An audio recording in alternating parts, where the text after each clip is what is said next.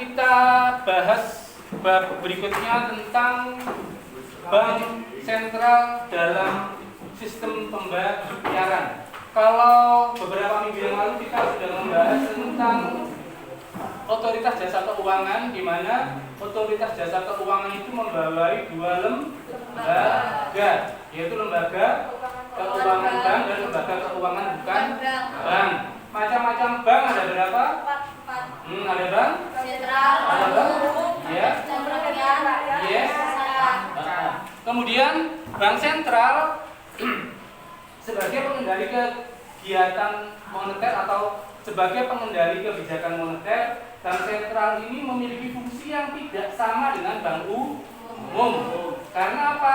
Bank sentral itu hanya sebagai bank yang memiliki fungsi yang pertama adalah sebagai bank sirkulasi, di mana kewenangan bank dalam sebagai bank sirkulasi, Bank Indonesia itu hanya diberi kewenangan untuk satu, mencetak uang, kemudian mengedarkan uang, kemudian menarik uang itu kembali, dan apa? Dan menjaga stabilitas perekonomian. Dalam apa? Dalam bidang keuangan. Itulah yang dikatakan sebagai kebijakan moneter. Ya.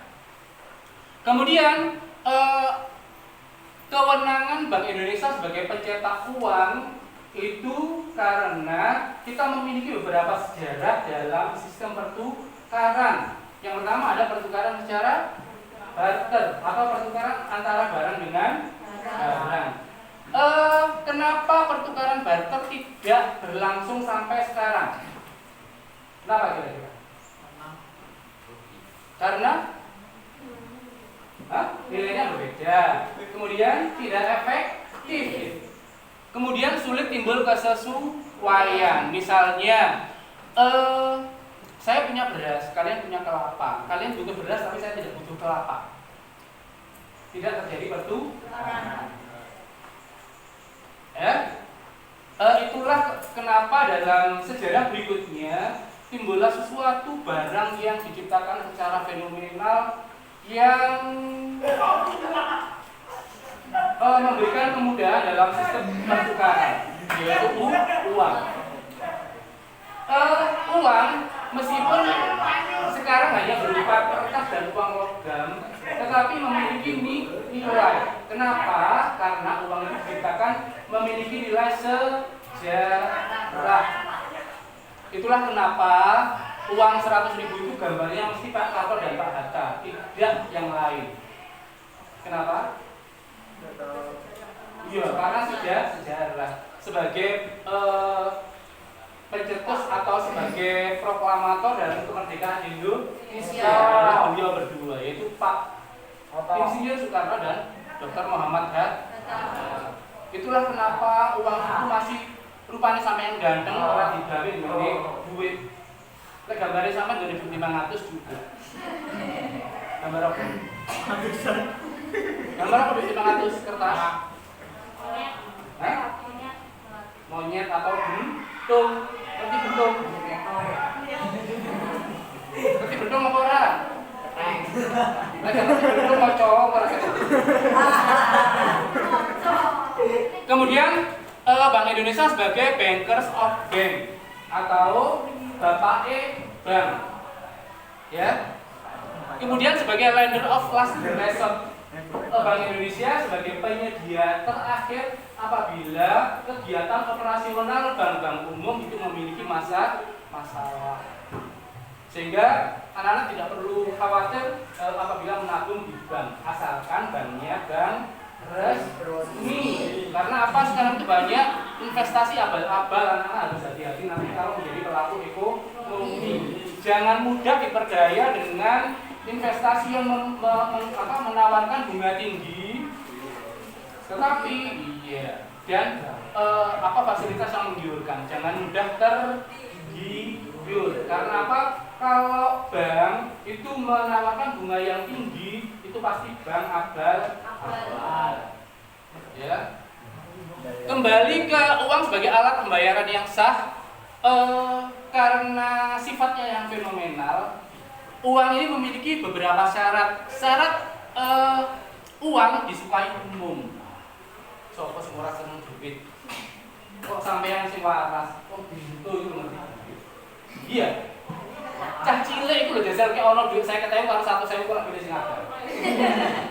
Iya apa iya? Iya. Padahal kelihatannya sepele, orang bilang uang bukannya segala-galanya, tapi tanpa uang kita tidak bisa apa? Dan segala-galanya butuh uang. Wong bento ngerti duit, bahkan mungkin bentone perkara duit. Banyak orang yang bercerai-berai perkara duit. Ada orang yang artis yang cantik-cantik, ganteng-ganteng, pegatan perkara duit. Enek dulur bacok-bacokan perkara duit. Oh. Paling menentukan wong ketok ganteng ketok ayu perkara duit. Wong sing saiki iso nggowang berarti kan duit. Mudah disimpan.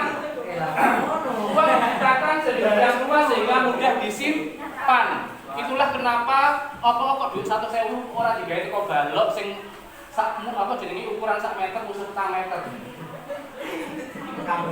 Hah? Tidak mudah disimpan.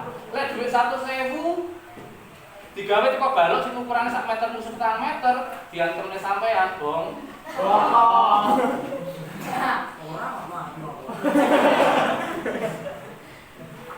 Sehingga uang diciptakan sedemikian rupa sehingga mudah disimpan. Kemudian tahan lama dan tidak mudah rusak. Meskipun uang yang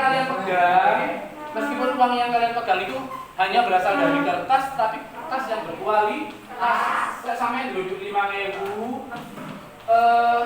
didekek ning sak, katut kumbah ning mesin cuci. Kemudian besoknya kering sampai jebarnya sampai setrika ngelak balik meneh. Iya. Karena apa? Memang kertasnya kertas yang berkualitas. Bedol sampean kertas ulangan, sampean dek ning rusak, katut kumbah, nyut. Ora kena dibel. Iya ta? Iya. Itulah kenapa uang itu harus diciptakan dengan kertas yang berkualitas. Bahkan dulu uang kertas yang 100.000 dulu pernah diciptakan dari plastik, pernah dari plastik. Tapi sekarang diciptakan perpaduan dari plastik dan kertas. Kemudian mudah dibagi.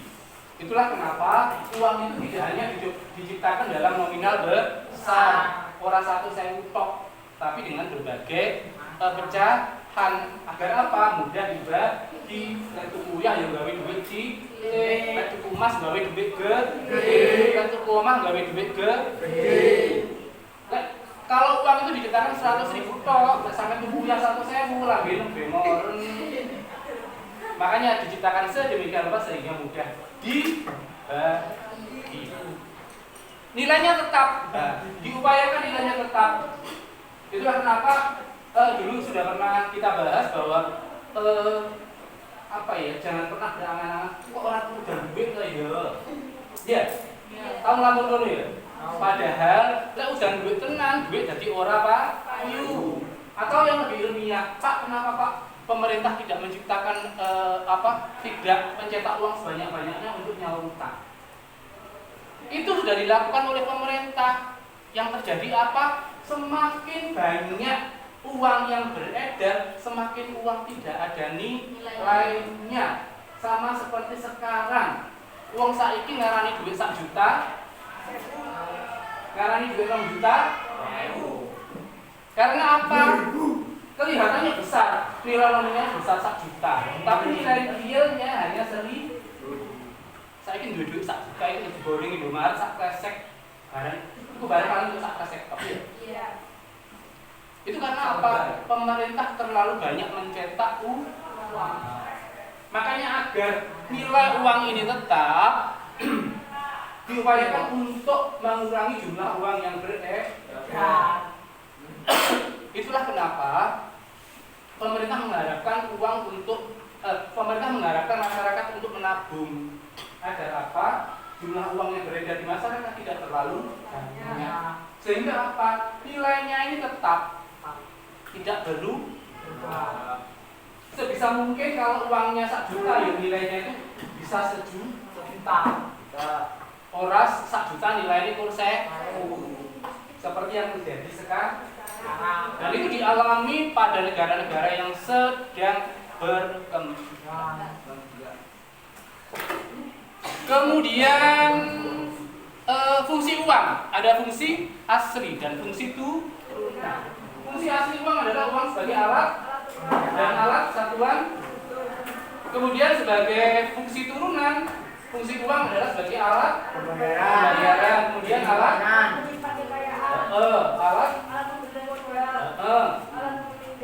pemindah kekayaan. Sekarang apa beda antara uang sebagai alat tukar dan uang sebagai alat pembayaran? Bedanya apa? Bedanya apa?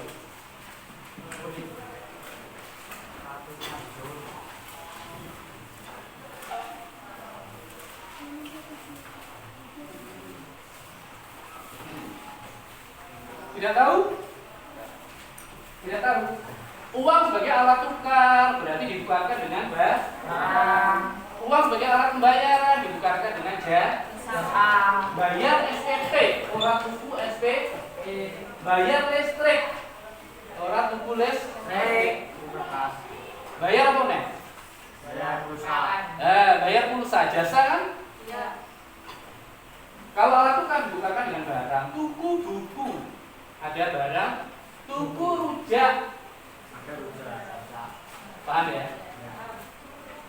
Kalau alat tukar ditukar dengan barang, kalau alat bayaran dibayarkan dengan jasa. Nilai uang ada nilai nominal dan ada nilai intrinsik. Nilai nominal adalah nilai yang tercantum dalam mata uang. Kalau nilainya 100.000 berarti nilai nominalnya 100. Nilai intrinsik adalah nilai yang digunakan untuk membuat uang tersebut.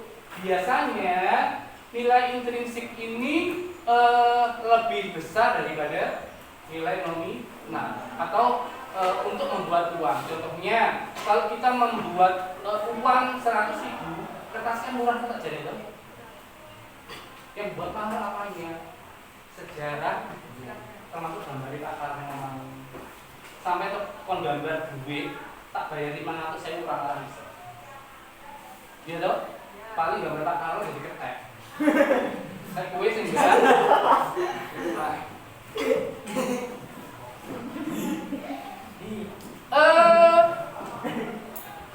Jenis uang ada uang kartal dan uang digital. Uang kartal adalah uang dalam arti yang sesungguhnya, bentuknya bisa berupa uang logam dan uang kertas. Kalau uang digital adalah uang yang berupa surat-surat berharga, berupa cek, giro, itu adalah uang giro. Pembayaran tunai sekarang sudah kondisi pada zaman era digital, di mana transaksi pembayaran itu tidak dilakukan melalui uang tunai, tapi menggunakan transaksi non tunai.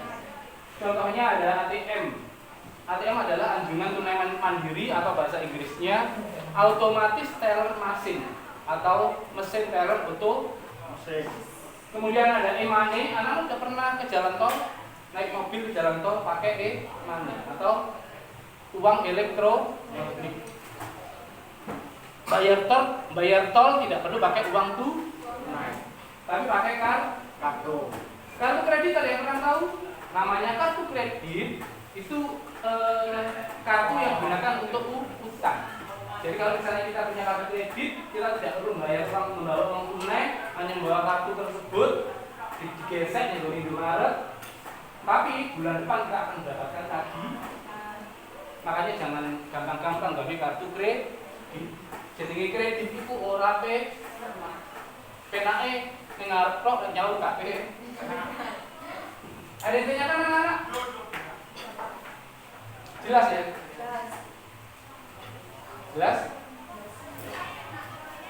Oke, silakan dikerjakan di komputer.